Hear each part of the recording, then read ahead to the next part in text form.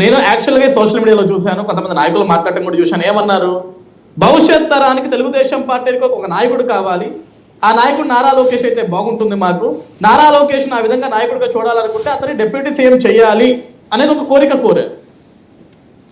ఈరోజు అందరికి ఒక క్లారిటీ ఏమిస్తానంటే, డిప్యూటీ సీఎం ఇస్తేనే నారా లోకేష్ నాయకుడు అవుతాడు అంటే అది పెద్ద బూతు, పెద్ద తప్పు. నారా లోకేష్ ఆల్రెడీ నాయకుడు అయ్యాడు, ప్రజానాయకుడు అయ్యాడు. ఈరోజు 30 ఏళ్లగా గెలవని ఒక మంగళగిరి నియోజకవర్గాన్ని ఎంచుకొని ఓటమి పాలైనప్పటికీ భయపడకుండా వెనకడుగు వేయకుండా మళ్ళీ అక్కడే నిల్చొని దమ్ముగా ధైర్యంగా 91,000 మెజారిటీ తోటి గెలిచి ప్రజానాయకుడు అయ్యాడు ఆయన.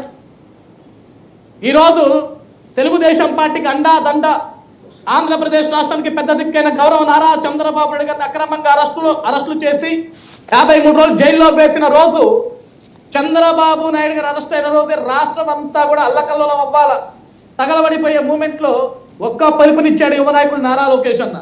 శాంతియుతంగా ఉండండి, ఎవరు ఎటువంటి ఘోరాలు చేయకండి, ఎటువంటి అవాంఛనీయ సంఘటనలు చేయకండి అని ఒక పిలుపునిచ్చాడు. చూసారా, ఆ పిలుపుకి ఆ రోజు ప్రజానికి ఆగిపోయారు కదా. అది నాయకుడుకున్న లక్ష్యం, నాయకత్వం. అది ఈరోజు మళ్ళీ కొత్తగా నారా లోకేష్ గారిని నాయకుడిగా చిత్రీకరించాలని కొంతమంది, ఈరోజు అభిమానులు కొంత ఉండొచ్చు, కొంతమంది కాదండి, అభిమానులు ఉండొచ్చు, ఆయన సీఎం చేయండి, ఆయన తదనంతరం ఇవి కదా మాట్లాడాలి. డిప్యూటీ సీఎం ఒక రుచిగా ప్రధాన పాత్రధారుడిగా పవన్ కళ్యాణ్ గారిని చంద్రబాబు నాయుడు గారు చూస్తున్నారు, అక్కడ కేంద్రం చూస్తుంది. ఇలాంటి టైంలో మీ నాయకులే వేరే వాళ్ళు మాట్లాడితే ఏ వైసీపీ వాళ్ళు మాట్లాడారు అనుకోండి, నేను అనింది కూడా అదే. మాట్లాడిన మా నాయకులకే మా పార్టీ నుంచే సమాధానం ఇచ్చింది ఈరోజు. అంతేనా? కాదండి, అంతేనా? ఇందులో ఏమైనా కుట్రకోణం ఉందా?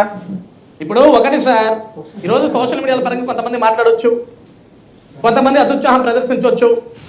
ఈరోజు గౌరవంగా ఒక విషయం చెప్పాలా, నేను పవన్ కళ్యాణ్ గారిని ఒక అన్న మాదిరిగా, ఒక తమ్ముడు స్థానంలో నారా లోకేష్ అన్న పవన్ కళ్యాణ్ గారి దగ్గర కాళ్ళు ముక్కి ఆశీస్సులు తీసుకున్న రోజే వాళ్ళ బంధం ఏంటో మనం అర్థం చేసుకోవాలి.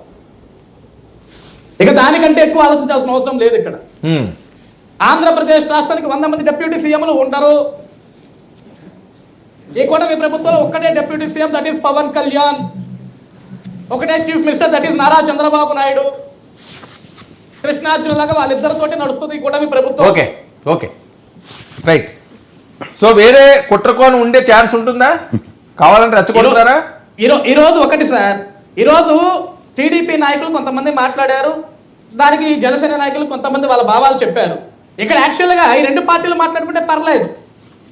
ఈరోజు మూడవ పార్టీ మమ్మల్ని ప్రతిపక్షంగా గుర్తించండి అని ప్రతిపక్షం కోసం తహతహలాడుతున్న వాళ్ళంతా కూడా నేను చూస్తున్నా, వాళ్ళందరూ కూడా ఏంటంటే తెగ పోస్టులు అయిపోయింది, ఇక పవన్ కళ్యాణ్ పని అయిపోయింది, ఈరోజు పవన్ కళ్యాణ్ పక్కన పెట్టేశారు, ఇంకొకటి ఇంకొకటి ఇంకొకటి ఇంకొకటి అని చెప్పేసి ఈరోజు వాళ్ళు ఎదురు చూస్తున్నారనమాట. కూటమి విచ్ఛిన్నం అయిపోవాలా, ఇద్దరు కొట్టుకోవాలా, వీళ్ళిద్దరు విడిపోతే మేము వచ్చి హ్యాపీగా సునగానందం పొందాలా, ఆడుకోవాలా, ఎంజాయ్ చేయాలి ఒక ప్లేస్లో కూర్చొని అని. కానీ వీళ్ళు ఏదైతే కోరుకుంటున్నారో, ఏదైతే ఒక సునగానందం పొందాలనుకుంటా అవి ఎప్పటికీ జరగవు.